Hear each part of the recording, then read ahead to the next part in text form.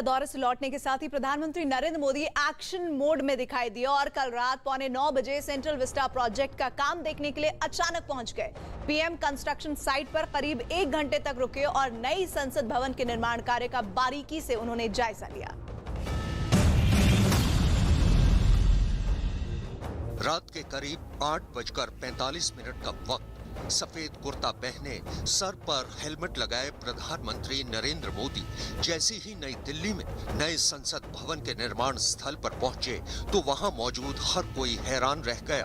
प्रधानमंत्री नरेंद्र मोदी को अपने बीच मौजूद देखकर मजदूर उनके पैर छूने लगे। इतना बड़ा पवित्र काम आपके हाथों से हो रहा है। किसी को ये पता नहीं था कि प्रधानमंत्री नए संसद भवन की कंस्ट्रक्शन साइट पर पहुंचने वाले हैं। ऐसे में हैरानी के बीच प्रधानमंत्री ने निर्माण कार्य का जायजा लेने के दौरान इंजीनियरों और मजदूरों से भी बातचीत की और सेंट्रल विस्टा प्रोजेक्ट बनने की रफ्तार जानने की कोशिश की। नया संसद भवन त्रिकोणीय आकार का होगा, जिसकी एक एक जगह का पीएम मोदी ने जायजा लिया। जमीन से ऊंचाई पर बन रही इमारत को देखा तो ऊपर मचान पर भी चढ़े। वो इमारत के ढांचे का बारीकी से मुआयना करते दिखे। ये राज्यसभा है, ये लोकसभा है। इसके बाद पीएम मोदी नए बन रहे राज्यसभा की तरफ बढ़े। नक्शे के मुताबिक वो एक एक कमरे को ध्यान से देखते नजर आए। इंजीनियरों ने प्रधानमंत्री को एक नक्शे के जरिए सेंट्रल विस्टा प्रोजेक्ट के बारे में विस्तार से बताया। इस दौरान उन्होंने इंजीनियरों को कुछ निर्देश भी दिए। उनका सिटिंग अरेंजमेंट मौका नहीं पड़ा। पीएम नरेंद्र मोदी रविवार को ही अपनी 3 दिनों की अमेरिका यात्रा से स्वदेश लौटे। उनके काम करने की तस्वीरें लगातार उसके बाद से ही सामने आने लगी। यही नहीं, अपनी हवाई यात्रा के दौरान भी वो लगातार फाइलें निपटाते हुए देखे गए। इसी कारण जब प्रधानमंत्री नरेंद्र मोदी रविवार की शाम को अचानक सेंट्रल विस्टा प्रोजेक्ट पहुंचे तो वहां काम कर रहे मजदूर, इंजीनियर, यहां तक कि देश भर के लोग हैरानी में पड़ गए। PM Modi central Vista project के निर्माण साइट पर करीब 1 घंटे तक रुके, जिसके बाद उनकी तस्वीरें सोशल मीडिया पर वायरल हो गईं। कई केंद्रीय मंत्रियों ने पीएम मोदी के दौरे की तारीफ की। केंद्रीय मंत्री ज्योतिरादित्य सिंधिया ने ट्वीट करके लिखा, हमारे प्रधानमंत्री अमेरिका का अहम और सफलतम दौरा करने के 24 घंटे के अंदर ही नई संसद भवन की साइट का अचानक जायजा लेने पहुंचे।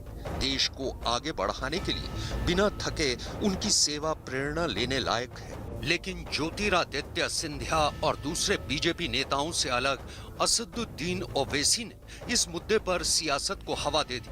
प्रधानमंत्री जो है वो संविधान के लिहाज से, theory of separation of powers के लिहाज से एग्जीक्यूटिव का हिस्सा हैं। अगर प्रधानमंत्री सिर्फ अकेले जाकर नई पार्लियामेंट की बिल्डिंग जो कंस्ट्रक्ट हो रही है उसका मायना करेंगे, इंस्पेक्ट करेंगे, तो मेरा मानना है वो गलत था। क्यों गलत था? क्योंकि वो theory of separation of powers के खिलाफ उनका ये स्टेप है। दूसरा, उस हाउस का जो कस्टोडियन है वो स्पीकर है, स्पीकर ऑफ लोकसभा, वो उनके साथ क्यों नहीं थे? असदुद्दीन ओवैसी ने पीएम पर निशाना साधा तो सरकार ने जवाब देने में देर नहीं लगाई। ओवैसी जी की ये बेसिर पैर की बात है और उनको सोच समझकर बोलना चाहिए। जो वहाँ पर कर्मचारी मजदूर वहाँ काम कर रहे हैं वो क्या परमिशन लेकर के जाएंगे? सेंट्रल विस्टा का जो निर्माण हो रहा है वहाँ पर जाकर के उन्होंने निरीक्षण करने का काम किया है और प्रधानमंत्री जी ने अपने को कभी भी प्रधानमंत्री नहीं कहा। उन्होंने कहा प्रधान सेवक हूँ मैं, तो प्रधान सेवक की हैसियत से वो कहीं भी जा सकते हैं। जिस सेंट्रल विस्टा के बनने की रफ्तार उसका जायजा लेने पीएम पहुंचे थे, उसमें नए संसद भवन का निर्माण किया जा रहा है।